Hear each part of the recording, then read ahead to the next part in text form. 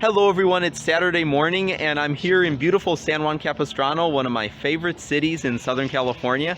I grew up going here a lot. It's probably one of the most historic spots on the West Coast.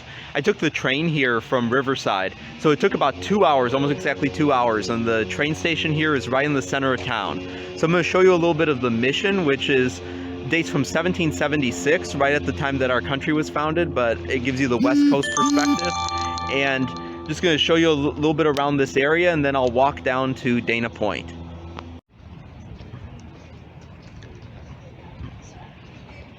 So this is the Los Rios Historic District, and there's some shops in here, a little bit of dining, a petting zoo, and the oldest neighborhood in California. Some of these homes date from the late 1700s. There's one that is actually in the same family that built it from the 1790s, and they still own it today.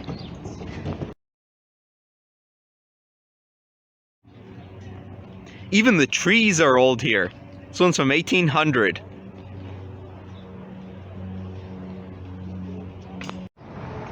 And here I am right outside Mission San Juan Capistrano. So if you had the opportunity to only visit one Spanish mission in California, this is the one to go to. It's huge, it's interesting, they let you see so much. And I'm here on Teacher Appreciation Day, and so every second Saturday of the month, all school staff or teachers with ID get free admission. And so I'm here, and with me here is a teacher from Redlands Christian, and we're enjoying the free admission today.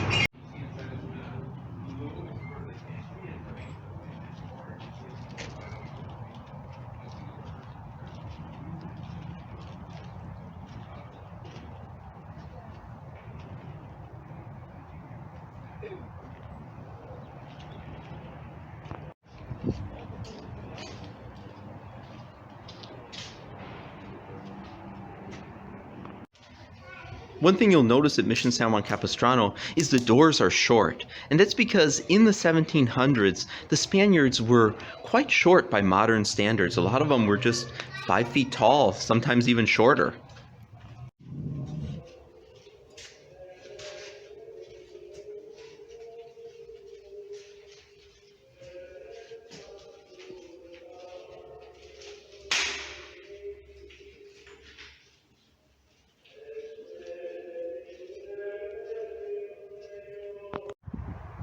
So here behind the mission, you have a small cemetery. And this particular gravestone is really interesting of how old it is. You don't see this too often in the US.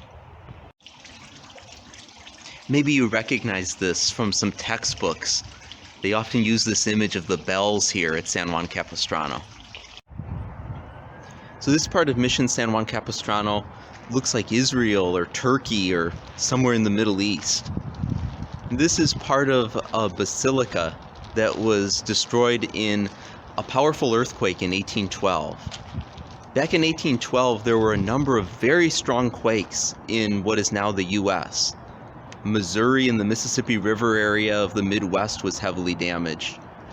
But on December 8th, 1812, midweek services were going on here, and the church here collapsed and 40 people lost their lives, and it's been left in this damaged state now for 210 years. So here at Mission San Juan Capistrano, you can also see a little bit of why the missions were here. They had many purposes. The most famous was to convert the Native Americans to Roman Catholicism, but they were also military. They served to represent Spain's interests and to prevent other powers such as Russia from coming here. And there was agricultural interest here and some light manufacturing. Here you have a wine vat that existed many years ago. Look how big that was.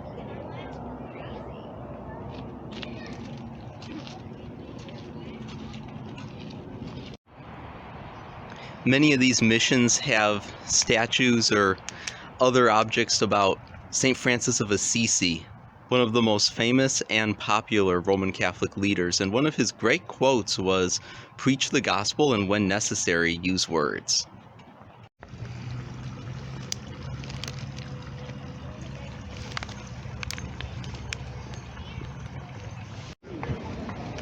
So I left the mission, and then here's the core of San Juan Capistrano. It's a city of 36,000 people, and this is the beginning of the Ortega Highway. And you can take that highway all the way to Lake Elsinore through the Santa Ana Mountains. It's a beautiful route. So anytime I'm doing a long walk, I'll always have a roast beef and veggie sandwich on artisan flatbread. And so here's what it looks like. So the roast beef, that's going to give me protein, that's going to give me stamina. The bread is healthy, and then the veggies are always good for you. So now I'm heading down to Dana Point, and I'm taking the trail down Trabuco Creek. There's a possibility that I might see a swallow or two, because the famous swallows that come to San Juan Capistrano are here between spring and autumn. And they don't really show up in the city as much, but sometimes they're up in the trees. So possibly I'll see one.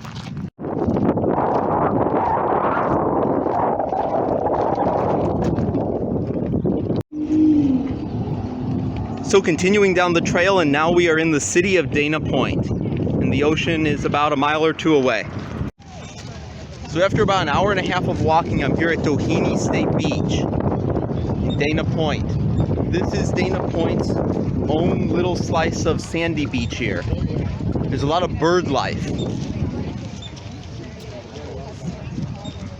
A great place to come in the summer. The interesting aspect of this part of the beach is you have these little creeks that come in, that they're fed by the ocean water and they move inland. This is a childhood memory here, the Dana Point Marina Inn. I remember staying there with my parents, 2005. So now I'm at Dana Point Harbor. The weather's different, it's windy, it's cooler. It's a beautiful day for walking though. Dana Point Harbor used to have this old sailing ship from the 19th century called the Pilgrim.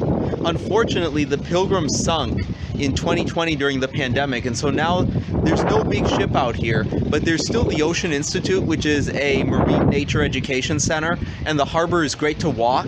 There's a lot of interesting, more modern boats here, and there's the tide pools, and then there's the cliffs if you're really adventurous and you want to go up there and look down. Just a beautiful place, a lot of memories.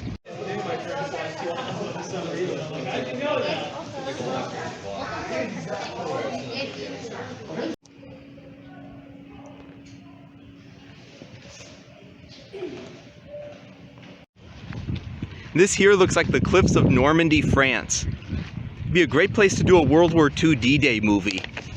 And maybe if, for the few people who are survivors of D-Day, this would be a great place for them to come if they live nearby and can't make the journey overseas. It's kind of the end of the land here. I've been out here before as a child. It's really cool to see the water and the breakers here.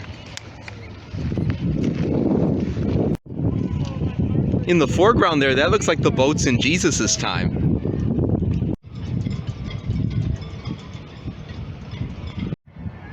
So it's 5 o'clock in the evening now, and I'm back where I started in San Juan Capistrano. I walked back.